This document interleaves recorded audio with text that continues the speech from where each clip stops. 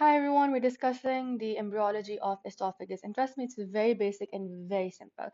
Now, around 4 weeks, when the embryo is 4 weeks old, a respiratory diverticulum, also known as the lung bud, appears. अब आप लोग ये सोच रहे होंगे कि oh my god, lungs इनका क्या connection है esophagus से? So बहुत ही गहरा connection है. I'll explain that to you in a second. कि जो lungs हैं ये भी endodermal in origin होते हैं, because these are derived from the foregut. ठीक है, basically ये भी उसी gut tube से these are derived. ठीक है, so that's something you need to understand. Now what exactly happens is that 4th week में respiratory diverticulum appear होता है, and that respiratory diverticulum is also referred to as the lung bud. और ये कहाँ आता है? In the ventral wall of the foregut, at the border with the pharyngeal gut. तो ये foregut है इसके ventral wall में, कहाँ आगे या पीछे? आगे. ठीक है, respiratory diverticulum lung bud आ गया. फिर क्या होगा? फिर देयर बी ट्रैकियोइसोफेजियल सेप्टम, जो कि इनके बीच में आएगा. या तो ट्रैकियोइसोफेजियल पहले डाइवर्टिकुलम होगा, फिर ये इवेंचुअली सेप्टम बन जाएगा. जब ये सेप्टम बन जाएगा तो ये सेप्टम सेंट्रली प्लेस होना चाहिए, and it should be in its proper orientation. ये ना हो कि ज़्यादा आगे आ गया या ज़्यादा पीछे चला गया, जिसकी वजह से स्टेनोसिस और बाकी क्लिनिकल मसले हो सकते हैं. ठीक है, that I will tell you in a second. और फिर उसके बाद फर्दर इनकी प्रॉपर डिस्टिंग्विशिंग फीचर ये है कि आगे ट्रैकिया बन जाएगा. ठीक है, ये और फिर आगे ये लंग्स हैं, लंग बड, और पीछे the pharynx and then the entire oesophagus. ठीक है, so this is something you need to understand. बस इतना ही है. The tracheoesophageal septum gradually partitions the diverticulum. The diverticulum को partition करेगा from the dorsal part of the foregut. ठीक है, and in this manner अब हमारे पास एक ventral portion आ गया और एक हमारे पास dorsal portion आ गया. Ventral portion is referred to as the respiratory primordium, क्योंकि वो ventral portion, और dorsal क्या है? esophagus. बस इतनी सी बात थी. पहले initially esophagus बिल्कुल छोटा सा होता है, लेकिन with the descent of the heart and the lungs your esophagus will lengthen. और esophagus की core बात है कि if this is the structure, इसके ऊपर वाला upper two third will be, ये जो पूरा upper two third है, this will be striated skeletal होगा. ठीक है, तभी हमारा जो इनिशियली इस तरह याद कर लें कि इनिशियली जो swallowing की मूवमेंट होती है वो वॉलंटरी कंट्रोल में होती है, फिर आगे इनवॉलंटरी में चली जाती है. तो इस तरह याद कर लें कि इनिशियली वाला पार्ट striated है. ठीक है, skeletal muscles it's derived technique mesenchymes, it's derived and it's innervated by the vagus nerve. जबकि remaining one third है that is formed by smooth muscle and it is innervated by the splanchnic plexus. ठीक है, so this is about the structure. बस इतनी सी बात ही, there isn't any rocket science there. उसके बाद clinical correlates जल्दी से कर लेते हैं. Esophageal atresia, it's also known as tracheoesophageal fistula. Tracheoesophageal fistula. ठीक है, अब इसमें exactly क्या होता है? Sorry. So esophageal atresia या tracheoesophageal fistula, it results either from spontaneous posterior deviation of tracheoesophageal septum. अब वही मैंने कहा था कि tracheoesophageal septum centrally placed होना चाहिए. ठीक है, ये आगे आपका respiratory diverticulum था और trachea बन गया. अगर for some reason there is spontaneous posterior deviation of tracheoesophageal septum, कि tracheoesophageal septum पीछे को चला गया है, या तो कोई मैकेनिकल फैक्टर है जो कि डोर्सल वॉल ऑफ फोरगट को एंटीरियरली पुश कर रहा है, डोर्सल वॉल ऑफ फोरगट को एंटीरियरली पुश कर रहा है. तो या तो डोर्सल वॉल ऑफ फोरगट आगे आ गई है, या तो tracheoesophageal septum पीछे चला गया. ठीक है, so these are the two reasons आपने पहले बताने हैं.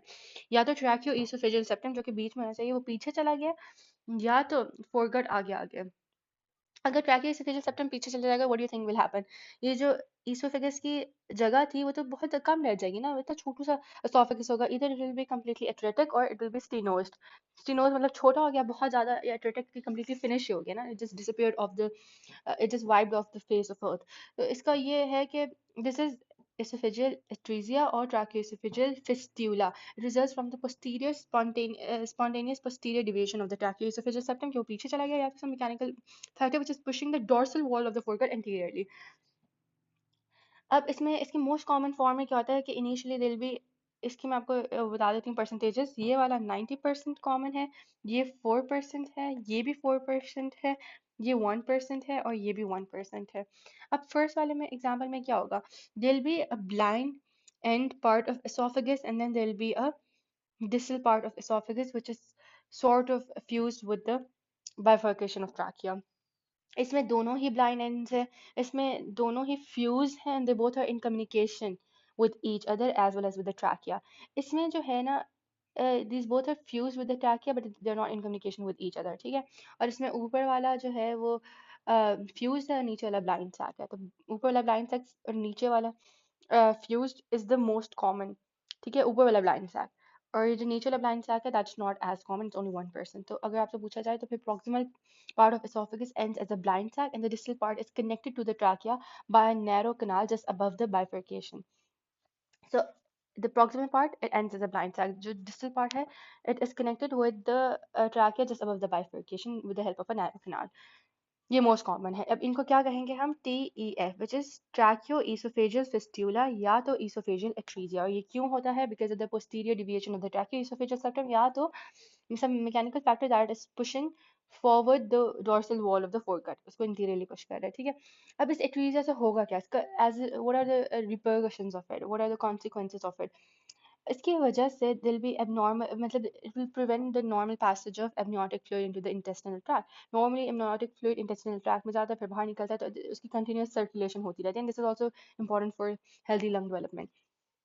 लेकिन because of this क्या होगा कि amniotic fluid it will they'll be resulting in accumulation of excess fluid in the amniotic sac. amniotic sac में बहुत ज़्यादा fluid है क्योंकि obviously amniotic fluid normally तो it's going to pass into the intestinal tract, right? वो अंदर जाएगा फिर बाहर निकलेगा, लेकिन अब है ही नहीं ऐसा कोई सिस्टम। गट ट्यूब भी प्रॉपर्ली फॉर्म नहीं है, इसोफेगस ही सही से जिसने अंदर लेकर जाना है वही नहीं फॉर्म प्रॉपर्ली, वो ब्लाइंड सैक में एंड हो गई है। तो पूरा का पूरा हमारा जो एमनियोटिक फ्लूइड है वो बाहर ही रहेगा जिसकी वजह से पोली हाइड्रो एमनियोस होगा, ठीक है। In addition to atresias, the lumen of the esophagus may narrow. तो ऊपर तो atresia के completely atretic हो गया, अब narrow भी हो सकता है esophageal stenosis, जिसमें because of the posterior deviation of your tracheoesophageal septum इतना पीछे चला गया कि लेकिन stenosis हो गया, ठीक है। Usually in the lower end of the in the lower third, ये usually stenosis होती है lower third में, okay।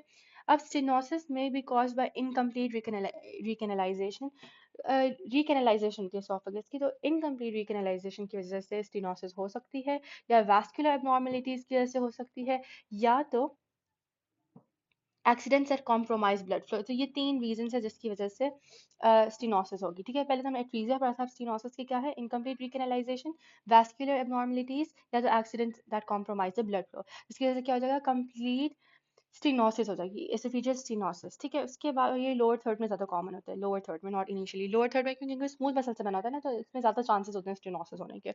अब थर्ड वाली कौन सी है हमारी, what do you call it, abnormality, ये है congenital hiatal hernia। इसमें क्या होता है, जो esophagus है ना, it fails to lengthen sufficiently, जिसकी वजह से stomach it's pulled up into the esophageal hiatus through the diaphragm, इसको कहते हैं congenital hiatal hernia।